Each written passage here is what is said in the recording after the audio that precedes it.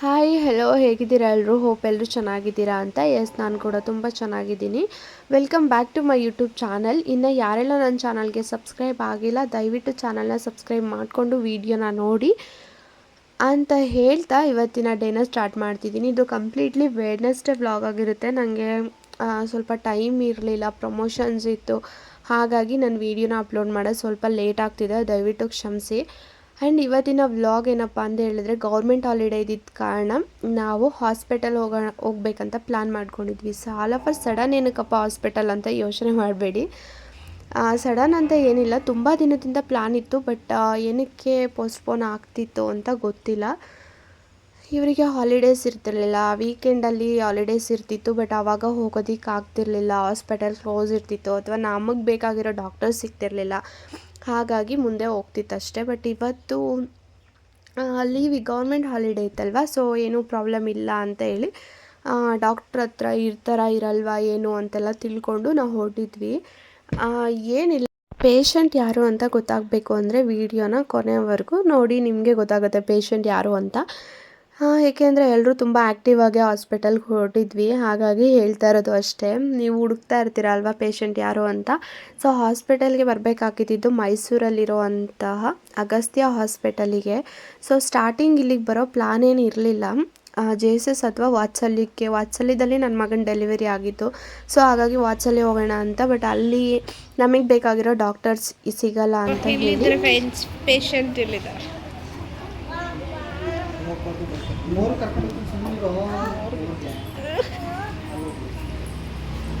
ಇಲ್ಲಿಗೆ ಬರಬೇಕಾಗಿ ಬಂತು. ಇವಾಗ ನಿಮಗೆ ಗೊತ್ತಾಯಿತು ಅಂದ್ಕೊಳ್ತೀನಿ ಪೇಷಂಟ್ ಯಾರು ಅಂತ. ಸೊ ಡಾಕ್ಟರ್ ಬರೋದು ಲೇಟ್ ಆಗಿತ್ತು, ಸೊ ವೆಯ್ಟ್ ಮಾಡ್ತಾ ಇದ್ವಿ. ನನ್ನ ಮಕ್ಕಳು ಸಿಕ್ಕಾಪಟ್ಟೆ ಟಾರ್ಚರ್ ಮಾಡ್ತಿದ್ರು. ಅವ್ರ ದೊಡ್ಡಪ್ಪಂಗೆ ನನ್ನ ಮಗ ಅಂತೂ, ಅವರಪ್ಪ ಅಲ್ಲೇ ಇದ್ದರೂ ಕೂಡ ಅವನು ಅವ್ರ ಹತ್ರ ಏನು ಜಾಸ್ತಿ ಹೋಗ್ತಿರ್ಲಿಲ್ಲ, ಯಾಕೆಂದರೆ ಅವ್ರಿಗೆ ಗೊತ್ತು ಅವನಿಗೆ ಬೀಳುತ್ತೆ ಅಂತ. ಸೊ ಹಾಗಾಗಿ ಅವ್ರ ದೊಡ್ಡಪ್ಪ ಜಾಸ್ತಿ ಹೊಡಿಯೋದಕ್ಕೆ ಬೈಯೋದಕ್ಕೆಲ್ಲ ಹೋಗಲ್ಲ. ಹಾಗಾಗಿ ಅವ್ರ ದೊಡ್ಡಪ್ಪನ ಕಂಡ್ರೆ ಅವನಿಗೆ ಸಿಕ್ಕಾಪಟ್ಟೆ ಇಷ್ಟ. ಏನಿಲ್ಲ, ಜಸ್ಟು ಹೆಲ್ತ್ ಚೆಕಪ್ ಮಾಡಿಸೋದಕ್ಕೆ ಹೋಗಿದ್ದು. ಅಂದರೆ ಸ್ವಲ್ಪ ಸುಸ್ತು, ಅವ್ರಿಗೆ ಕೋವಿಡ್ ಪಾಸಿಟಿವ್ ಬಂದಿತ್ತು, ಆಗಿಂದ ಅವರು ಸುಸ್ತು ಅಂತ ಹೇಳ್ತಿದ್ರು. ಸೊ ಜಸ್ಟ್ ಚೆಕಪ್ ಮಾಡಿಸೋಣ ಒಂದು ಸಲ ಅಂತ ಬಂದಿತ್ತು. ಚೆಕಪ್ಪಿಗೆಲ್ಲ ಕೊಟ್ವಿ. ಡಾಕ್ಟ್ರು ಬಂದಾದಮೇಲೆ ರಿಪೋರ್ಟ್ ಸಿಗೋದು, ಬ್ಲಡ್ ಚೆಕಪ್ಪು ಮತ್ತು ಇನ್ನೇನು ECG ಎಲ್ಲ ಮಾಡಿಸಿ ರಿಪೋರ್ಟ್ ಬರೋದು ಲೇಟ್ ಆಗುತ್ತೆ, ವೆಯ್ಟ್ ಮಾಡಿ 5:30 ಆಗ್ಬೋದು, 6 o'clock or 5:30 ಅಂತ ಹೇಳಿದ್ರು. ಸೊ ಆಲ್ರೆಡಿ ಆಫ್ಟರ್ನೂನ್ ಆಗಿತ್ತು, ಏನು ಮಾಡೋದಷ್ಟು ಹೊತ್ತು. ನಾವು ಮನೆಯಿಂದ ಹೊರಟಾಗಲೇ 11:30 ಆಗಿತ್ತು, ಇಲ್ಲಿಗೆ ಬರೋಷ್ಟು 12 o'clock. ಡಾಕ್ಟರ್ ಬರೋದು ಲೇಟ್ ಆಯಿತು, ಸೊ ಲಂಚ್ ಟೈಮ್ ಆಗಿತ್ತು. ಮುಗಿಸ್ಕೊಂಡು ಲಂಚ್ ಟೈಮ್ನ ಬನ್ನಿ, ಅದು 6 o'clock ಆಗುತ್ತೆ ನಿಮಗೆ ರಿಪೋರ್ಟ್ ಸಿಗೋದು ಅಂತ ಹೇಳಿದ್ರು. ಇನ್ನೇನು ಮಾಡೋದು, ರಿಪೋರ್ಟ್ ಸಿಗೋದು ಲೇಟ್ ಅಲ್ವಾ ಅಂತ ಹೇಳಿ ನಾವು ಔಟ್ಸೈಡ್ ಲಂಚ್ ಮುಗಿಸ್ಕೊಳ್ಳೋಣ ಅಂತ ಹೋದ್ವಿ. ಲಂಚ್ ಮುಗಿದ ಮೇಲೆ ತುಂಬ ಟೈಮ್ ಇತ್ತು ನಮಗೆ, ಇನ್ನೂ ಕೂಡ 1/2 hour ಅಷ್ಟೇ ನಾವು ಲಂಚಿಗೆ ಟೈಮ್ನ ಸ್ಪೆಂಡ್ ಮಾಡಿದ್ದು. ಬಟ್ ನಾವು ಯಾವ ಥರ ರೆಡಿಯಾಗಿ ಬಂದಿದ್ವಿ ಅಂದರೆ, ಜಸ್ಟ್ ಹಾಸ್ಪಿಟಲ್ ಅಲ್ವಾ, ನಮ್ಮನ್ನು ಯಾರು ನೋಡ್ತಾರೆ ಆ ಥರ ಆ್ಯಟಿಟ್ಯೂಡಲ್ಲಿ ಬಂದಿದ್ವಿ. ಬಟ್ ನಾವು ಅಂದ್ಕೊಳ್ಳೋದೇ ಒಂದು, ಆಗೋದೇ ಒಂದು. ಹಾಸ್ಪಿಟಲಲ್ಲಿ ಅಷ್ಟೊತ್ತು ವೆಯ್ಟ್ ಮಾಡಿಸ್ತಾರೆ ಅಂತ ನಮಗೆ ಗೊತ್ತೇ ಇರಲಿಲ್ಲ. ಸೊ ಟೈಮ್ ಹೇಗಿದ್ದರೂ ಸ್ಪೆಂಡ್ ಮಾಡಲೇಬೇಕಿತ್ತಲ್ವ, ಹಾಗಾಗಿ ಮಾಲ್ ಆಫ್ ಮೈಸೂರಿಗೆ ಹೋಗೋಣ ಅಂತ ಹಸ್ಬೆಂಡ್ ಹೇಳಿದ್ರು. ಸೊ ನಾವು ಹೋಗಿ ಅರೌಂಡ್ 6 month ಮೇಲಾಗಿತ್ತು. ಶಾಪಿಂಗ್ ಏನೂ ಹೋಗಿರಲಿಲ್ಲ ಆ ಕಡೆ. ಅಲ್ಲೂ ಕೂಡ ಆಫರ್ಸ್ ಎಲ್ಲ ಇರುತ್ತೆ, ಚೆನ್ನಾಗಿರುತ್ತೆ ಪ್ರೈಸು, ತಗೊಳ್ಳೋ ಥರನೇ ಇರುತ್ತೆ. ಏನಂದರೆ ಹಾಗಾಗಿ ಹೋಗೋಣ ಒಂದ್ಸಲ, ನೋಡೋಣ ಏನಾದರೂ ಒಳಗಡೆ ಹೋಗಿ ಫೆಸ್ಟಿವಲ್ ಆಫರ್ಸ್ ಅಂತ ಏನಾದರೂ ಇರುತ್ತಾ ಅಂತ ಹೋಗಿದ್ವಿ. ಜೀಪು ಈ ಥರ ಕಾರು ಅದರಲ್ಲೆಲ್ಲ ಕಾರ್ನ ಅಲ್ಲಿ ಪಾರ್ಕ್ ಮಾಡಿ, ಅದು ಅಂಡರ್ ಗ್ರೌಂಡಲ್ಲಿ ಪಾರ್ಕಿಂಗ್ ಇರೋದ್ರಿಂದ ಆಲ್ಮೋಸ್ಟ್ ಎಲ್ಲ ಮಾಲಲ್ಲೂ ಅದೇ ರೀತಿ ಕೇಳ್ತಾನೆ ಇರ್ತಾನೆ. ಸೊ ಇಲ್ಲೂ ಕೂಡ ಹಾಗೆ ಎಲ್ಲ ಸಲನೂ ನಾವು ಯಾವುದೇ ಮಾಲಿಗೆ ಹೋದರೂ ಒಂದು ರೌಂಡಿಗೆ ಸ್ಟಾಪ್ ಮಾಡ್ತಿದ್ವಿ. ಬಟ್ ಈ ಸಲ ಬ್ರೋ ಇಲ್ಲ ಜೊತೆಲಿರೋ ಕಾರಣ ರಿಪೀಟ್ ಎಷ್ಟು ಸಲ ಅಂದರೆ ಅವರು ಅರೌಂಡ್ 1000ವರೆಗೂ ಬರೀ ಅದು ರೌಂಡ್ಸೇ ಓಡಿಸಿದ್ದಾರೆ ಅವರು. ನಮಗೆ ಗೊತ್ತಿಲ್ಲ ಅದು. ನಾವು ಯಾಕೆ ಅಂದರೆ ನಾವು ಬೇರೆ ಕಡೆ ಶಾಪಿಂಗ್ ಹೋದ್ವಿ, ಅಂದರೆ ಅದರೊಳಗಡೆ ಶಾಪಿಂಗ್ ಹೋದ್ವಿ. ಇವ್ರನ್ನ ಬಿಟ್ಬಿಟ್ಟು ನಾನು ಮತ್ತು ನನ್ನ ಕೋ-ಸಿಸ್ಟರು, ಹಾಗಾಗಿ ನಾವು ಇವ್ರ ಕಡೆ ಗಮನ ಕೊಡೋದಕ್ಕಾಗಿಲ್ಲ. ಅಟ್ಲೀಸ್ಟ್ ನಾನು ನೋಡಿದರೆ ಅದನ್ನು ಸ್ಟಾಪ್ ಮಾಡಿಸ್ತಿದ್ದೆ, ಬಟ್ ನಾನು ನೋಡಿಲ್ಲ. ಅವಳು ನೋಡಿದರೆ ಅವಳು ಸ್ಟಾಪ್ ಮಾಡಿಸೋದಕ್ಕೆಲ್ಲ ಹೋಗಲ್ಲ, ಆಟ ಆಡಲಿ ಅಂತಲೇ ಬಿಟ್ಬಿಡ್ತಾಳೆ. ಬಟ್ ನಾನು ನೋಡಿಲ್ಲ, ನಾನು ನೋಡಿದರೆ ನಾನು ಸ್ಟಾಪ್ ಮಾಡಿಸ್ತಿದ್ದೆ ಆಬ್ವಿಯಸ್ಲಿ. ಯಾಕೆಂದರೆ ನನಗೆ ಈ ಥರದ್ರಲ್ಲೆಲ್ಲ ಇನ್ವೆಸ್ಟ್ ಮಾಡೋದು ಅಷ್ಟು ಸರಿ ಅನಿಸಲ್ಲ. ಗರುಡ ಮಾಲಲ್ಲಿ ಜಸ್ಟ್ 50 rupees ಇತ್ತು, ಬಟ್ ಇಲ್ಲಿ 150 ಅಥವಾ 100 ಏನೋ ಇದೆ. ಅದು ತುಂಬ ಕಮ್ಮಿ ರೌಂಡ್ಸ್, ಇಷ್ಟು ಸ್ವಲ್ಪ ದೂರದಲ್ಲೇ ಮುಗಿಸ್ಬಿಡ್ತಾರೆ. ಸೊ ನನಗೇನೋ ಅದು ವರ್ತ್ ಅಂತ ಅನ್ನಿಸ್ಲಿಲ್ಲ. ಆ್ಯಂಡ್ ಅಲ್ಲಿ ಒಬ್ಬರೇ ಇದ್ದಿದ್ದು, ಆ ಹುಡುಗ ಒಬ್ಬನೇ ಇದ್ದಿದ್ದು. ಸೊ ಹಾಗಾಗಿ ನನ್ನ ಮಗನ ಫಸ್ಟು, ಆಮೇಲೆ ಅವಳನ್ನ ನೆಕ್ಸ್ಟ್ ಆ ಥರ ಓಡಿಸಿದ್ರು. ಆ್ಯಂಡ್ ಮುಗಿಸಿ ಗೊತ್ತಲ್ಲ ನಾವು ಶಾಪಿಂಗ್ ಹೋಗಿದ್ದು ಅಂತ ಹೇಳಿದ್ನಲ್ಲ, ಇದೇ ಸ್ಟೋರಿಗೆ ಬಂದಿದ್ದು. ಬಟ್ ಇಲ್ಲಿ ಆಫರ್ ಇದೆ ಅಂತ ಔಟ್ಸೈಡ್ ಹಾಕಿದ್ರು, ಬಟ್ ಇಲ್ಲಿಗೆ ಬಂದಮೇಲೆ ಗೊತ್ತಾಯಿತು. ನಿಜವಾಗ್ಲೂ ಇಲ್ಲಿ ಕಾಣಿಸ್ತಿದ್ದಿಲ್ಲ ಬ್ಲೂ ಕಲರ್ ಟಾಪು, ಇದನ್ನು 700ಗೆ ಹಾಕಿದ್ರು. ಬೈ 2 100 ಆಫ್ ಏನೋ ಹಾಕಿದ್ರು. ಬಟ್ ನನಗೆ ಅಷ್ಟು ವರ್ತ್ ಅಂತ ಅನಿಸಿಲ್ಲ. ನನಗೆ ಅಷ್ಟು ಇನ್ವೆಸ್ಟ್ ಮಾಡೋದು ನಾನು ತುಂಬಾ ಕಮ್ಮಿ ಕ್ಲಾತ್ಸ್ ವಿಷಯದಲ್ಲಿ. ಬಟ್ ಇವಳು ನನ್ನ ಕೋ ಸಿಸ್ಟರ್ ಆಗಲ್ಲ, ಅವಳು ವೆರೈಟಿ ಬೇರೆ ಬೇರೆ ಥರ ಎಲ್ಲ ನೋಡ್ತಾ ಇರಬೇಕು ಅವಳು, ಕ್ಲಾತ್ಸಲ್ಲಿ ಎಲ್ಲ ವೇರ್ ಮಾಡ್ತಾ ಇರ್ತಾಳೆ. ಸೊ ಹಾಗಾಗಿ ನೀನು ಬೇಕಿದ್ರೆ ತಗೋ, ನನಗೆ ಬೇಡ ಅಂತ ನಾನು ತೊಗೊಳೋದಕ್ಕೆ ಹೋಗಿಲ್ಲ ನಾನು. ಸೊ ಅವಳು ಒಂದು ಇಷ್ಟ ಆಯಿತು, ಬಟ್ ಅದು ಒಂದು ಸಿಂಗಲ್ ಪೀಸ್ ಏನು ಬಿಲ್ ಮಾಡಿಸೋದು, ನೀನು ತಗೋ ಅಂತ ಫೋರ್ಸ್ ಮಾಡ್ತಿದ್ಲು. ಬಟ್ ನಾನು ಬೇಡ ಅಂತ ಅಂದ್ಬಿಟ್ಟು ನನಗೆ ಯಾವುದೂ ಇಷ್ಟನೂ ಆಗಿಲ್ಲ ಫಸ್ಟ್ ಆಫ್ ಆಲ್.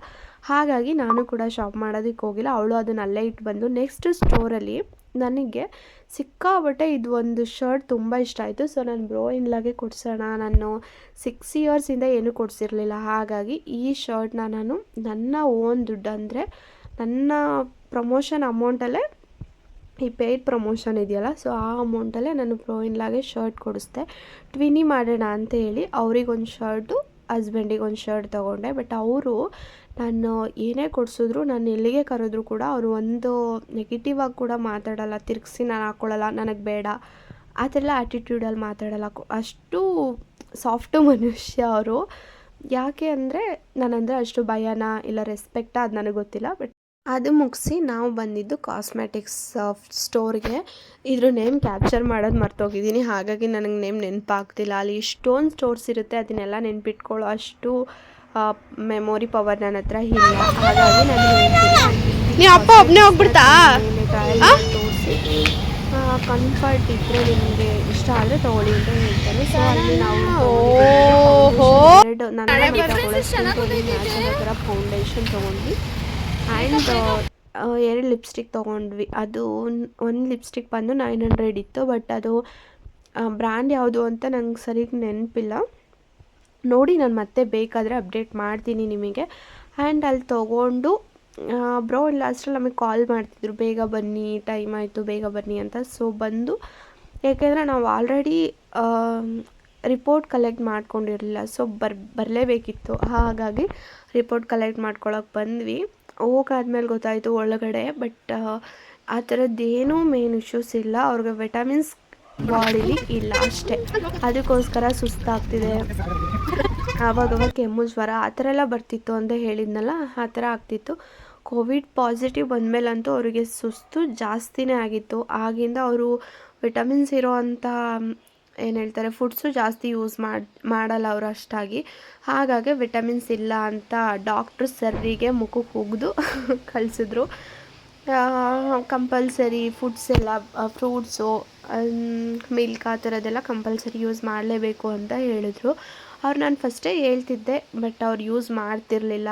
ಇನ್ನೊಂದು ಸಲ ಡಾಕ್ಟರೇ ಹೇಳಾದಮೇಲೆ ಅವ್ರಿಗೆ ಬುದ್ಧಿ ಬಂದು, ಅದರಲ್ಲೂ ಬಿಲ್ಲಿಂಗ್ ಅಂತೂ ಸಿಕ್ಕಾಪಟ್ಟೆ ಹಾಸ್ಪಿಟ್ಲಲ್ಲಿ ನಾವು ಅಂದ್ಕೊಂಡಿರೋದಕ್ಕಿಂತ ಜಾಸ್ತಿ ಬಿಲ್ ಮಾಡಿದ್ರು. ಬರೀ ಟೆಸ್ಟಿಂಗ್ಸಿಗೆ ಅಷ್ಟು ಅಮೌಂಟ್ ಮಾಡಿದ್ರು. ಹಾಗಾಗಿ ಅಮೌಂಟ್ಗೋಸ್ಕರನಾದರೂ ಇವರು ರಿಕವರ್ ಆಗಬೇಕು ಅಂತೇಳಿ ಟ್ಯಾಬ್ಲೆಟ್ ಕಂಪಲ್ಸರಿ ಆ್ಯಂಡ್ ಫುಡ್ಸ್ ಕೂಡ ಕಂಪಲ್ಸರಿ ತೊಗೊಳ್ತಿದ್ದಾರೆ.